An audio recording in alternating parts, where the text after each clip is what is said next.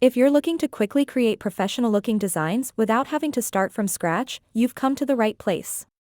Canva has been used by numerous designers, but Microsoft has literally changed the game by introducing Designer. Now, let's find out how to use Designer and its AI tools to make epic designs. First, open your browser and type Microsoft Designer. Open the first tab.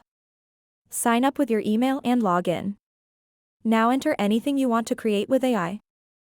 I tried creating Harry Potter eating ice cream in Giza, but it didn't exactly generate what I wanted, so I chose to stick with him eating ice cream. Then I selected the Harry Potter picture I liked more and clicked on a Generate to create a social media post. I chose one of the existing templates. Once you enter the editing mode, you can swipe the menu and change colors, text, and format according to your taste, style, and brand identity. I played a little with the fonts, selected one, and then removed the background of the Harry Potter image with AI. Then I clicked on the visuals and chose a picture of a book.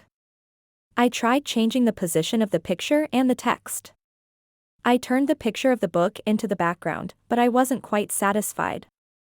I then edited the picture by changing the contrast and brightness, as well as the temperature, in order to blend it into the background. But I decided to turn the picture back into a normal image and remove its background. All I had was the book, which was exactly what I needed. I adjusted the position of the book as if Harry were standing behind it.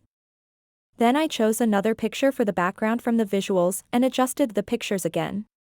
Once I was satisfied, I downloaded the picture. I had a lot of fun exploring Microsoft Designer.